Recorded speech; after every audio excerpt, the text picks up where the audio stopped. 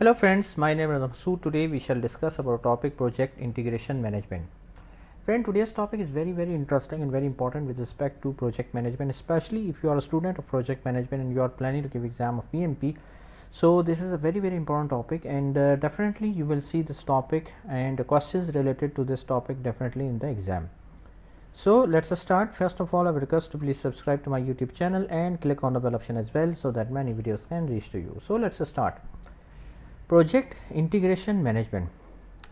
Friend, basically this is a knowledge area which we have taken this topic from PMBOK guide, project management body of knowledge, and it is one of the one knowledge area from PMBOK guide.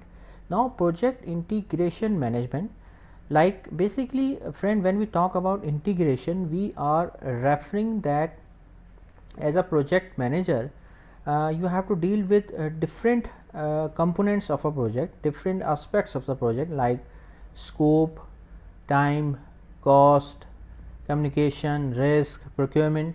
So basically as a project manager, how you are integrating all those factors, how you are dealing with all those factors. Okay, so basically integration, in general terms, integration means that how you are integrating different aspects or different components of a project as a project manager, how you are dealing with the stakeholders, how you are managing the expectations of customer, how you are managing the communication with different stakeholders, the different team leads, how you are managing the conflicts among the team members.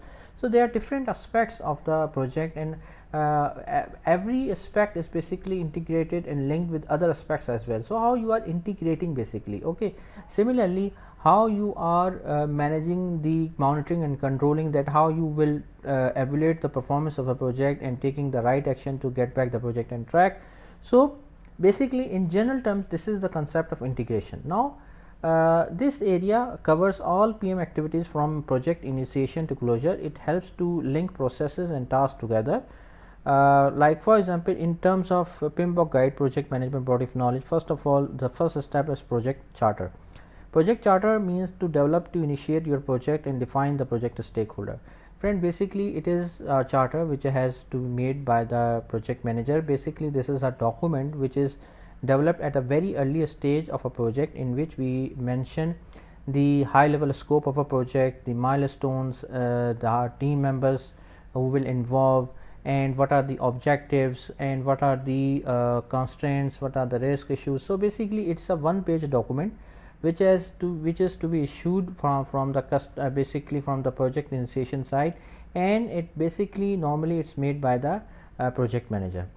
Then project management plan development outlines how to manage the project to get results. So that means project management plan, friend, remember that it's a document which contains all the planning. Like planning means that the project schedule, the communication management plan, risk management plan, issue, how will you manage the things. So project management plan means that how will you achieve the objectives of the project.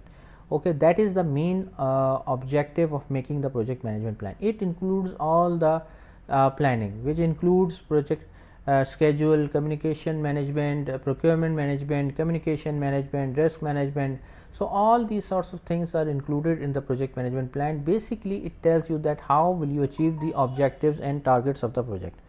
Then directing and management of a project focus on the production and releases of the project's deliverable. That means as a project manager is your focus in that how will you develop and how will you deliver the things on production for the customer. Project knowledge management is about knowledge acquisition and sharing. It's especially important if your team work in international or cross functional teams. This way team members build knowledge and share with their colleague, improving project quality. So basically friend, whatever the knowledge is there, it should have to be managed, it should have to be shared among all team members. Monitoring and controlling of a project, it is you have to do as a project management throughout the project means from initiation, then planning, then execution, then monitoring and controlling, and then closing. So throughout the project you have to do monitoring and controlling. Means that you have to monitor that whatever you have planned, things either things are going as per the plan or not.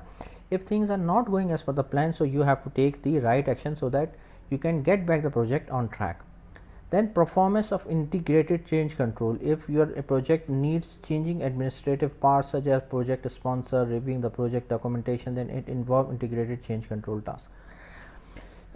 Basically, friend, whenever we are initiating a project, we have to deal with multiple times we have to deal with the changes. Changes means that whatever the things which are not part of the scope document or not part of the signed scope or agreed scope, we shall consider this as a change actually. Now, change control concept is there. Normally, we have a change control board which includes the senior management, project management, customer side. So, basically, the whatever the change is coming in the project, we have to evaluate that change. As a project manager, you have to evaluate the change in terms of time and cost, whatever the time is required, whatever the cost is required, and we have to make a change control change request form which tells you the scope of the requirement, it tells you the time of the requirement which is required, and tells you the cost of the requirement.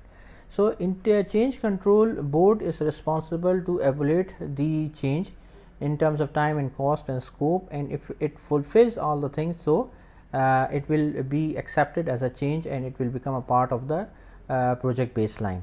So, this is a concept of a change control actually. Then closure of the project or phase covers tasks or objective that are needed to close the project or its phases.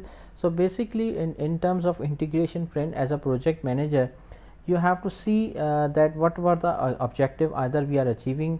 We have to close the project, we have to release the resources, we have to get the sign off from the customer, and we have to make the lesson learned documents. So, basically these are the main activities in the closing phase.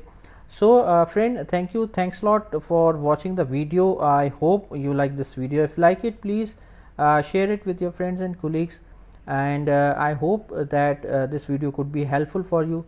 So, thanks a lot for watching the video, and that's all from my side. Thank you.